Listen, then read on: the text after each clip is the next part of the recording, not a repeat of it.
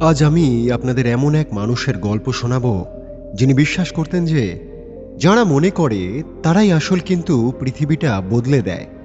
তিনি আর কেউ নন, তিনি হলেন স্টিভ জবস। আজ আমরা যে হাতে স্মার্টফোন নিয়ে ঘুরে বেড়াই, যার প্রযুক্তির মধ্যে আমরা ডুবে আছি, তার মূল রূপ তিনিই ছিলেন।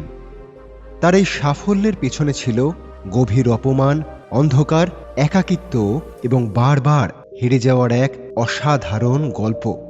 এটা শুধু গল্প নয়, এক শিক্ষণীয় অভূতপূর্ব বার্তা যা আপনাদের জীবনকে পাল্টে দেবে। স্টিভ জবসের শুরুটা ছিল প্রত্যাখ্যান দিয়ে। জন্মের পরেই তার বাবা মা তাকে দত্তক দিয়ে দেন। এক মধ্যবর্তী পরিবারে বড় হওয়া ছেলেটির পকেটে সবসময় টাকা থাকতো না। কলেজে ভর্তি হলেন ঠিকই, কিন্তু 6 মাস পর দেখলেন বাবা আর মায়ের জমানো সব টাকাই প্রায় শেষ হয়ে গেছে। অথচ এই পড়ালেখা তার কোনো কাজে আসছে না। তিনি ড্রপ আউট হলেন। আপনারা জানেন কি, স্টিভ জবস তখন বন্ধুদের রুমে মেঝেতে ঘুমাতেন। কি দিন গেছিল সেদিন। 5 সেন্টের কোকের বোতল ফেরত দিয়ে আবার খাবার নিতেন। প্রতি রবিবার প্রায় 7 মাইল হেঁটে হরে কৃষ্ণ মন্দিরে যেতেন শুধু একবেলা ভালো খাবারের জন্য। কিন্তু তিনি দমে যাননি। তিনি রিড কলেজে ক্যালিগ্রাফি শিখলেন, যা পরবর্তীকালে অ্যাপেল কম্পিউটারের সুন্দর ফন্ট তৈরি করতে সাহায্য করেছিল। মাত্র 20টা বছর বয়সে স্টিভ জবস, তার বন্ধু স্টিভ ওজনিয়াক, এই দুজনে মিলে বাবার গ্যারেজে অ্যাপেল শুরু করলেন। 10 বছরের পরিশ্রমে সেই গ্যারেজের স্টার্টআপটি $2 বিলিয়ন কোম্পানিতে পরিণত হয়। কিন্তু ঠিক তখনই ঘটল জীবনের সবচেয়ে বড় ট্র্যাজেডি। নিজের তৈরি করা কোম্পানি থেকে তাকে বার করে দেওয়া হলো। কল্পনা করুন তো, আপনি যে স্বপ্ন তিল তিল করে গড়ছেন, সেই স্বপ্নের বাড়ি থেকেই আপনাকে বার করে দেওয়া হয়। একবার আপনি ভাবুন তো, সারা পৃথিবী তাকে নিয়ে হাসাহাসি করছিল, কিন্তু স্টিভ বলেছিলেন, নিজের ভেতরকার আগুনটা মরতে দিও না। তিনি শুরু করলেন নেক্সট। এরপর পিক্সার তৈরি করল পৃথিবীর প্রথম computer animated movie toy story. এদিকে অ্যাপেল যখন দেউলিয়া হওয়ার পথে, তখন তারা স্টিভকে ফিরিয়ে নিতে বাধ্য হলো। শুরু হলো এক নতুন ইতিহাস। স্টিভ জব ফিরে এসে অ্যাপেলকে শুধু একটি কোম্পানি নয়, একটি ধর্মে পরিণত করলেন। আইপড, আইফোন এবং আইপ্যাড দিয়ে তিনি মানুষের জীবন ধারণই প্রায় বদলে দিলেন। তিনি বললেন, মানুষ জানে না তারা কি চায়, যতক্ষণ আপনি তাদের সেটা দেখাচ্ছেন। 2004 সালে ক্যান্সার ধরা পড়ে। ডাক্তার বলেছিলেন তিনি আর বেশি দিন বাঁচবেন না। কিন্তু মৃত্যুকে খুব কাছের থেকে দেখে স্টিভ শিখলেন জীবনের শ্রেষ্ঠ পাঠ। 2005 সালে স্ট্যানফোর্ড ইউনিভার্সিটির সেই বিখ্যাত ভাষণে তিনি বলেছিলেন, তোমার সময় সীমিত, তাই অন্য কারো জীবনযাপন করে তা নষ্ট করো না। তিনি জানতেন মৃত্যু অনিবার্য, আর সেই সচেতনই তাকে সাহসী করে তুলেছিল বড় বড় ঝুঁকি নিতে। তিনি বিশ্বাস করতেন স্টে হাংরি, স্টে ফুলিশ, অর্থাৎ সব সময় নতুন কিছু শেখবার খিদে রাখো এবং অসাধ্য সাধনের জন্য বোকা হতেও দ্বিধা করো না। আপনাদেরকে 10টা পয়েন্ট আমি বলছি। এই 10টা পয়েন্ট খুবই গুরুত্বপূর্ণ বন্ধু, মন দিয়ে আপনারা শুনুন। মন যা বলে তাই করো। স্টিভ বিশ্বাস করতেন আপনার মন আর আত্মরক্ষা আগে থেকেই জানে আপনি আসল কি হতে চান, বাকি সব গৌণ। 2, বিন্দুগুলোকে মেলাতে শেখো।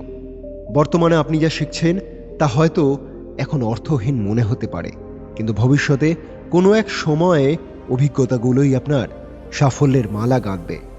3, কাজকে ভালোবাসো। জীবনে বড় কিছু করতে হলে নিজের কাজকে পাগলের মতন ভালোবাসতে হবে। যদি এখনও তা খুঁজে না পাও, তবে খুঁজতে থাকো, থিতু হয়েও না। 4, ব্যর্থতাই নতুন করে শুরু। অ্যাপেল থেকে বের করে দেওয়া হয়েছিল স্টিভের জীবনের শ্রেষ্ঠ ঘটনা। এটি তাকে নতুন করে সৃষ্টিশীল হওয়ার সুযোগ দিয়েছিল। 5, স্টিভ বলতেন সহজ করা কঠিনের চেয়েও কঠিন।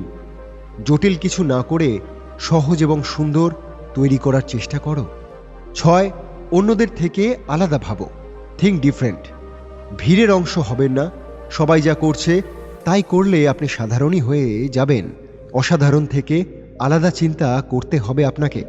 7, গুণগত মানে আফসোস নয়, স্টিভ বলতেন, মানদণ্ড হন, এমন কিছু তৈরি করুন যা লোকে দেখে একেবারে অবাক হয়ে যায়। 8. তোমার সময় সীমিত, টাইম ইজ লিমিটেড। আমাদের হাতে সময় খুবই কম, তাই আজ শুরু করুন, কালকের জন্য আপনি ফেলে রাখবেন না। 9. উদ্ভাবনী নেতা বানায়। আপনি কি অন্য কাউকে অনুসরণ করবেন, নাকি অন্যেরা আপনাকে অনুসরণ করবে? কোনটা? উত্তরটা কিন্তু লুকিয়ে আছে আপনার নতুন কিছু করবার ক্ষমতার ওপর। 10. Stay hungry, stay foolish. কখনো মনে করবেন না আপনি সব জেনে গেছেন। হ্যাঁ বন্ধু, শেখার ক্ষুধা বজায় রাখুন এবং এমন কাজ করার সাহস দেখান যা অন্যেরা বোকামি মনে করে। বন্ধুরা, স্টিভ জবস আজ আমাদের মাঝে নেই, কিন্তু তার রেখে যাওয়া দর্শন কোটি কোটি মানুষের অনুপ্রেরণা। আপনি মনে রাখবেন একটা কথা, আপনার বর্তমান পরিস্থিতি আপনার শেষ গন্তব্য নয়।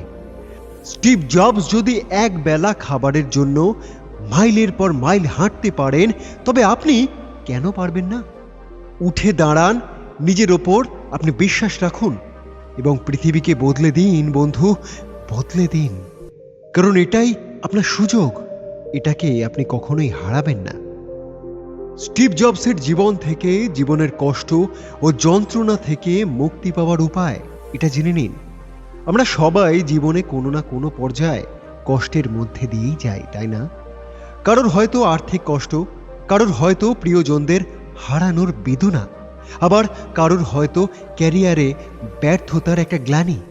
স্টিভ জবসেরও ব্যতিক্রম ছিল না, কিন্তু তিনি কিভাবে এই কষ্টকে শক্তিতে রূপান্তরিত করেছিলেন, চলুন আমরা জেনে নিই সেই রহস্য। কষ্টকে আশীর্বাদ হিসাবে দেখা, এটাই ছিল স্টিভ জবসের বার্তা।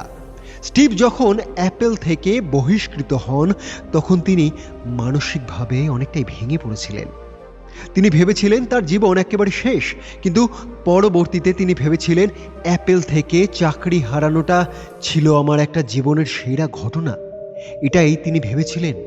সাফল্যের ভার আমাদের কাঁধ থেকে নেমে গিয়েছিল এবং আমি আবার নতুন করে নতুনের মতন হালকা হতে পেরেছিলাম। মনে রাখবেন বন্ধু, আপনার বর্তমান কষ্ট আসলে আপনার অহংকার বা অলস্য ঝেড়ে ফেলে আপনাকে নতুন করে শুরু করার সুযোগ দিচ্ছে। এটাকে কখনোই আপনি হারাবেন না। কষ্ট মানে বন্ধু শেষ নয়, কষ্ট মানে নতুন কোনো শ্রেষ্ঠত্বের প্রতিশ্রুতি। মৃত্যু চিন্তা যখন মুক্তির পথ হয়, তখন কি হয়? স্টিভ জবস যখন জানলেন তার ক্যান্সার হয়েছে এবং হাতে সময় তার খুবই কম, তখন তিনি এক অদ্ভুত মুক্তির খোঁজ পেয়েছিলেন বন্ধু। তিনি বলেছিলেন, সবাই একদিন মারা যাবে। হ্যাঁ, এটাই ঘটনা। এটা মনে রাখাই হলো জীবনের সব হারানো বা পাওয়ার ভয় থেকে মুক্তি পাওয়ার সেরা উপায়। হ্যাঁ বন্ধু, আমরা কষ্ট কেন পাই? কারণ আমরা মনে করি আমাদের অনেক কিছু হারানোর আছে। কিন্তু মৃত্যুর সামনে দাঁড়িয়ে যখন দেখবেন আপনার লজ্জা, ভয়, অপমান সবই একেবারে তুচ্ছ, তখন আপনি জীবনের আসল স্বাদটা খুঁজে পাবেন। কষ্ট তখন আর আপনাকে আটকাতে পারবে না বন্ধু, একেবারেই না। বর্তমান বিন্দুগুলোকে ভবিষ্যৎ হিসাবে মিলবে তখন। আপনি যখন কষ্টের মধ্যে দিয়ে যাচ্ছেন, তখন আপনি বুঝতে পারবেন না কেন এটা আপনার সাথে হচ্ছে। স্টিভ জবস যখন খাবারের টাকা না পেয়ে মন্দিরে যেতেন, তখন তিনি জানতেন না যে কেন তাকে এত কষ্ট করতে হচ্ছে।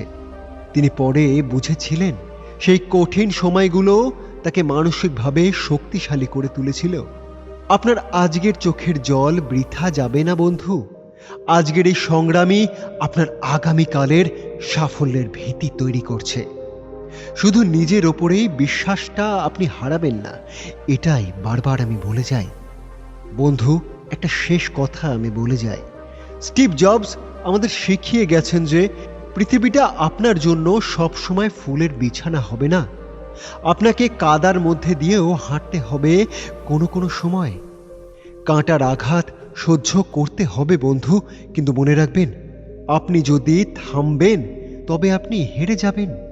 আপনি কখনোই কোনো প্রকারে থামবেন না, এটা মনে রাখবেন। তাহলে বন্ধু, আজকের এই কথাগুলো আপনার মনের কোণে একটু সাহস যোগায় যদি, তবে ভিডিওটা আপনি লাইক করুন। স্টিভ জবসের কোন শিক্ষাটা আপনার সবচেয়ে ভালো লেগেছে তা কমেন্টের মাধ্যমে আমাদের জানাবেন। অবশ্যই জানাবেন। আপনার একটা মন্তব্য হয়তো অন্য কাউকে অনুপ্রেরণা দেবে। শেয়ার করুন। আপনার আশেপাশে এমন অনেক বন্ধু আছে যারা হয়তো এখন খুবই কঠিন সময়ের মধ্যে দিয়ে যাচ্ছে বন্ধু, তাদের কাছে শেয়ার করুন। ডিপ্রেশনে হয়তো ভুগছে তারা, তাদের কাছে যাতে এই বার্তা পৌঁছায়। শেয়ার করুন প্রচুর প্রচুর পরিমাণে। হয়তো আপনার এই শেয়ার কারোর জীবন বদলে দিতে পারে, কাউকে নতুন করে বেঁচে থাকার স্বপ্ন দেখাতে পারে। সাবস্ক্রাইব করুন আমাদের মোটিভেশনাল চ্যানেল দ্য ট্রাস্টওয়ার্থি হার্টে। জীবন বদলে দেওয়ার মতন গল্প শুনতে আমাদের সাথে আপনারা থাকুন। মনে রাখবেন, স্টে হাংরি, স্টে ফুলিশ। আজকের মতন এখানেই আমি শেষ করছি বন্ধু। তাহলে দেখা হবে পরবর্তী ভিডিওতে, দেখা হবে বিজয় মঞ্চে। ধন্যবাদ।